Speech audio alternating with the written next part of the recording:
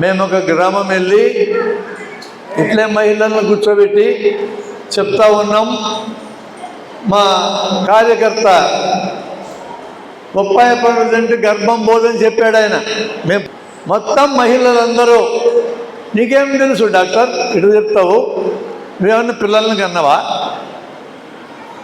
మగవాళ్ళు పిల్లల్ని కనలేరు, ఇప్పటికి కూడా చేతకాలు వాళ్ళకి. ఇంకా పిల్లల్ని కంటే చేతకాని వాళ్ళందరూ మస్తు మాటలు మాట్లాడతారేంది?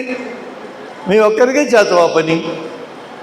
ఈ భూమి మీద ఇంతవరకు ఆడపిల్లలకి చేతవ పిల్లల్ని కంటాం, మగవాళ్ళకి చేత కాదు.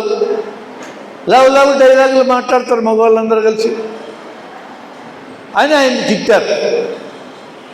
ఒక ఆమె, సార్ నువ్వు చెప్పింది కరెక్టే నడిచింది జనంలోంచి, తల్లి నువ్వున్నరా చెప్దువురా అని బతిమలాడాం.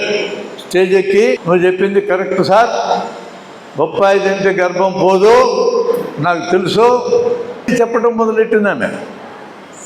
విషయం ఏంటంటే ఆమెకి అప్పటికే 3 ఆడపిల్లలు, మరలా గర్భం వచ్చింది.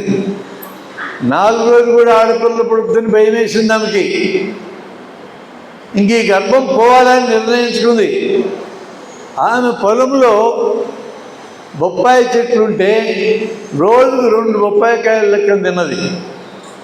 గర్భం పోకపోగా చూడు సార్ ఎంతలా పిల్ల పుట్టిందో చూపించింది మాకు. బలంగా పుట్టింది పిల్ల బొప్పాయి పండ్లు తిన్నందుకు. నువ్వు చెప్పింది కరెక్ట్ సార్, ఇంకా ఈ ఆడవాళ్ళకి తెలియదు అన్నదాన్ని.